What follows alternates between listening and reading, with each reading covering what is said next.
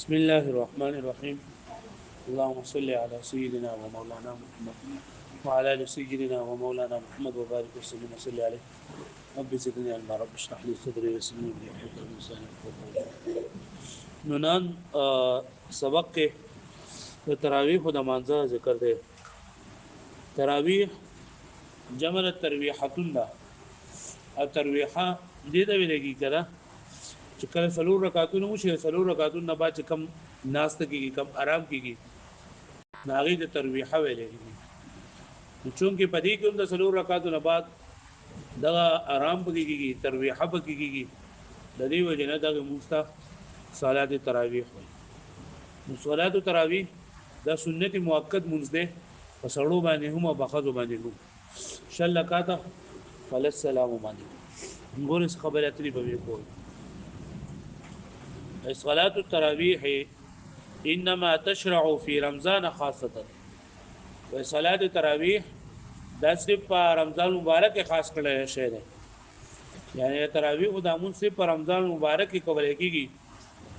په نورو کې نه کول کېږي. وزیر تراویح ولي وای نو سمیت بهذا الاسم او دې ته د نوم ورکړل شوی دی لانهم كانوا يتروحون. ځکه چې ودا صحابه کرام دا خلق چونو دوه عرب کو عقب كل 4 رکعات د سلور رکعاتونه ورسته. ان سلور رکعات چې وشول نو سلور رکعات ورسته به دې سبا آرام به کوله غسونه چې په دغه وخت کې به سلور رکعات پکې دي، دون ډېر وخت پکې نه اي يستريحون. وتسمى قيام رمضان او دې ته قيام رمضان هم ویل کېږي. صلات التراویح ورته هم ویل کېږي او قيام رمضان ورته هم ویل کېږي، ځکه چې په رمضان مبارک کې دا قيام کوي. قال النبي صلى الله عليه وسلم من قام رمضان ايمانا واحتسابا غفر له ما تقدم من ذنبه. کم کس چې د رمضان مبارک د شپې ودرېدو، یعنی الله تعالی لپاره ودرېدو، مونږ وکړو د ایمان په حالت کې او د ثواب په نیت باندې، نو الله تعالی باندې د مخکلي ګناهونو معاف کړي. یعنی د رمضان مبارک په میاشت کې چې چا د تراویح وکړلې د ایمان په حالت کې او د ثواب په نیت باندې، نو د مخکلي ګناهونو باندې الله پاک معاف کړي. من قام رمضان، کم کس چې رمضان مبارک قیام کو ایمانا د ایمان په حالت کې او اعتصاما د ثواب په نیت باندې، نو غفر له ما تقدم من ذنبه، د مخکلي ګناهونو به معاف کړل شي. صلاه التراویح سنت عین مؤکده على الرجال والنساء. صلاه تراویح چې دا سنت عین مؤکده. سنت عین مؤکد مطلب دا دی چې یو خدا سنت ای تاکید کړل شي او بل دا په هر ځای باندې لازم دي. د څو کسانو په غاړه آزادېدو باندې، د ټولو غاړه د څو کسانو په ادا کولو باندې د ټولو غاړه نه آزادي، بلکې بهر کس باندې جدا جدا سنت دي. على الرجال والنساء، فسړو باندې هم لازم دي او بخدو باندې هم لازم دي. یا صلاه التراویح بالجماعه سنت کفایه لاهل الحي. او د تراویح د جماعت سره مونږ کول، د تراویح مونږ په جماعت سره کول دا د محلي ول د لپاره سنتي کفایي دي. سنتي کفایي مطلب دا دی کچرته پر محله کې په یو ځای کې کسان چې دا تراویح کوي او په نور دغه ځانه یوازې نو خلک کوي، یو ټولو غاړه ازادي. که په یو محله کې یو قسم به امامت سره تراویح نه کولې، نو بیا ټول ګناهګاري او سنت پر خودون کوي. هغه په شو باندې نو تراویح دا سنت عین دي، او په تراویح کې د جماعت کول دا چې د سنتي کفایي دي. په شو باندې تراویح په هر انسان یې کړه ځان له کور کوي، جوم صحیح ده، په جمعات کې کوم صحیح ده، او په مسجد کې با په جمعات کې با دا یو جماعت د تراویح چې دا سنتي کفایي ده. صلاه التراویح 20 رکعتا ب10 تسلیمات. تراویح هم شل رکعات منځ او پل السلامون باندې شل رکعات مطلب دا چې هر رکعت بعد با سلام ګرځولي، پکې هر رکعت بعد پکې سلام ګرځولي. بیا وی وقت التراویح من بعد صلاه العشاء الى طلوع الفجر. دا تراویح وخت سره نو تراویح د ماخام د دغه وخت نه ماسوتن نماز نه ورسته او د طلوع الفجر پورې هر څه ټایم کولای شي، هر څه ټایم کې. خدا خبره ضروري ده چې اول به د ماسوتن مونږ کې د ماسوتن نماز نه ورسته به تراویح کې دا د ماسوتن مونږ نه کړي، نو تراویح د باندې نشته لاله لاول ولا مسعودنی منځ وکي داګه نه بعد بیا تراویح کې کده سیم کول شي چې په او بده نه مسعودنی منځ وکړو او بدلغه بدون ته تراویح سٹارټ کړي یا د یو له بدون تراویح سٹارټ کړي د سیم کول شي پر اول دې منځ ضروری دی لا يستحب تقديم التراويح على الوتر مستحب دادي چې اول تراویح وکي او بیا وتر وکي مستحب دادي چې اول تراویح وکي بیا څه وکي اوس کې یو کس نه دا اول وتر وکړل او بیا تراویح وکړل جوم صحیح ده وګوره دادي چې اول دې تراویح وکي بیا څه وکي وتر وکي لکه پوه شئ لکه څنګه چې څنګه کو چې اول څلور رکعات امام سره فرض وکړو بیا برکات سنت وکړو بیا موږ شل رکعات تراویح وکړو دا غیر بعد بیا څه وکړو وتر وکړو لکه یو سړی دا راغی په دې مینس کې مطلب مونږ دې کړی دی او سنت یې کړي دي ولس رکعات تراویح ته شوي دي نو پکار دا ده او مستحب دا دي چې د اول تراویح پوری دی هغه نو څه بیا ځل وتر وږي امام سره دې وتر نه کوي کوي کړل غوړه صحیح خبره ده يستحب مستحب کړی شوي دي تقدیم التراویح مخکې کول د تراویح علی الوتر په وتر باندې ویسه هو تقدیم الوتر علی التراویح او صحیح مخکې کول د وتر په تراویح باندې ولكن تقديم التراويح على الوتر لكن التراويح مخکې کول په وتر باندې هو الاولى دا غوړه دي هغه په څه باندې لا يستحب تاخير التراويح الى ثلث الليل وهذا الى نصف الليل مستحب دي چې تراویح دا د شپې درې به سي دا مؤخر کې یا د شپې اخرنۍ دی به سي دا مؤخر کې شپه شروع کیږي د ماخام نمازنه ماخام چې کله نور پری وته ندین شپه شروع شي او سهار دراخاتو پورې مطلب لکه نن سبا په دې ورځو کې باوباندې په 15 بجې باندې شپه شروع شي دا باوباندې په 15 بجې باندې او سهار واګونه چې دا په 8 منټه یا مطلب لس منټه او 15 بجې باندې 15 منټه په 15 دا وای نو دا 12 غنټې تقریبا شپه ده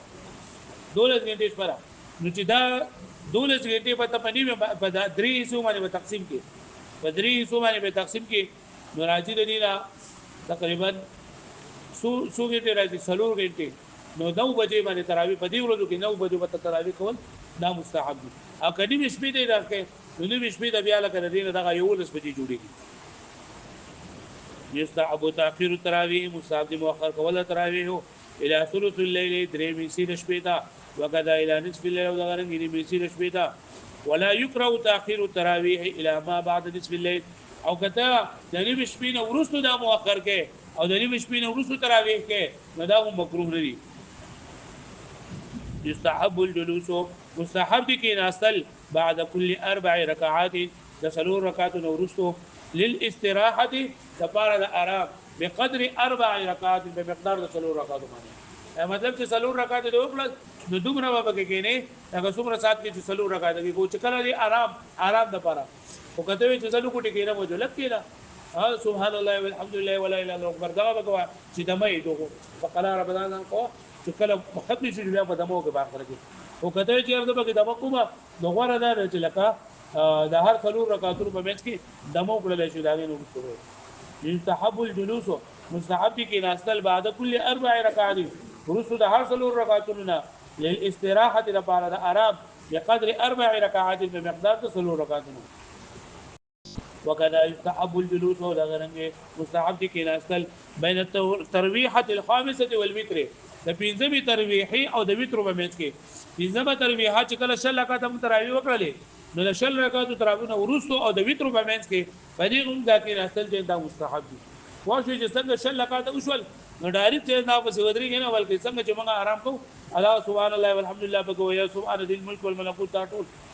غلط تسن قراءة القرآن بتمامه في صلاة التراويح مرة بالشهر مستحب دادي دا سنتي چې په تراویح کې یو پیر ټول قرآن مجید چې نه دا ویل شي تلاوت پوره کړل شي ختم کړل شي دا تراویح جدا سنت دي او په تراویح کې دا قرآن مجید یو پیر ختمول دا جدا سنت دي واښوي تسن قراءة القرآن سنت کړل شي الوصل د قرآن مجید پوره بتمامه پوره في صلاه التراويح په صلاه التراويح کې مره یو بیر په شهر کې واښوي باندې په میاش کې لکه په ټول میاش کې یو ختم کول دا سنت دي کته ډیر کې جوړیر کا خدا نه چیرې په تاسو په 15 شپو ختم وګړي د 3 شپو ختم وګړي بیا تراویح نه کوي چې ما خاصم ختم کړل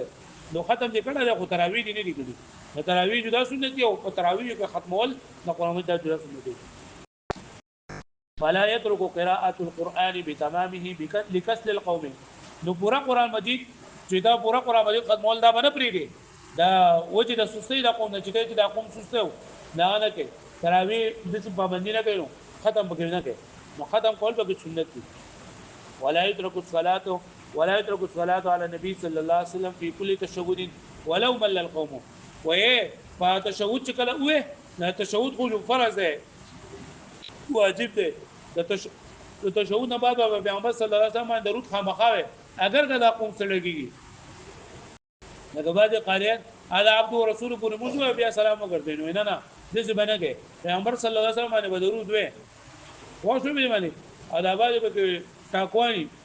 دا زر کوي لاغي لغه چې عبد او رسول کو موږ ډایرکټ پس بیا صلی الله علیه وسلم ربي زدني علما دا و درود بوشي نو په هر رکعت کې په هر تشهود کې درود شریف په نقل لري ولو مل القوم اگر کا قوم سره کیږي وکذا لا يترك الصلاه دارنګي ثنا به نقل لري سبحانك اللهم اکثر قاریان دا سبحانك اللهم به نه وای والتسبيحات الركوع والسجود الركوع تسبيحات او سجدي باندې ولو مل القوم اگر کا قوم سره کیږي واښو به نه ته یې بس خلق ستړي زر در موږ کو نه زر در منه کې خپ کولې بقره راکو ولکه وې د تراویح نه وې ته تراویح کې کوم څه وتا خو د خالص مونږ روک کړه ده نو تراویح مونږ ته کړه تراویح او سجدا کې نه ده تراویح مونږ ته کنه مونږ په شان دي کول غواړي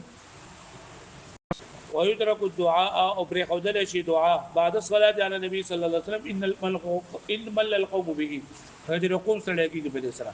مطلب دا درود شریف په طرف او سلام ته پر او دعا د ځان لپاره غواړي جمعه غواړه کته چې قوم سره کې جوړ دعا غواړم ولكن الافضل لكن غره لا ان يدعو چې دعاو تلشي بدعاء قصير لند دعاء لګته رب زدني علما هو زمون پورا تحسين للسنه لپاره په سنت باندې عمل وکړي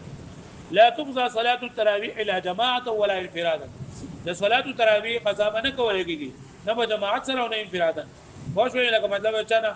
یوم یاشتین دا تراویح پاتې شي یا لسره پاتې شي دي یا د شلو دي پاتې شي دي نو دې برابر تراویح قضا نه کوي بس پاتې شوي جو پاتې شوي استغفار دی کوي انور صدا په کې نشته قضا مزه نشته قضا تل د فرض مونږ نه دا واجب مونږ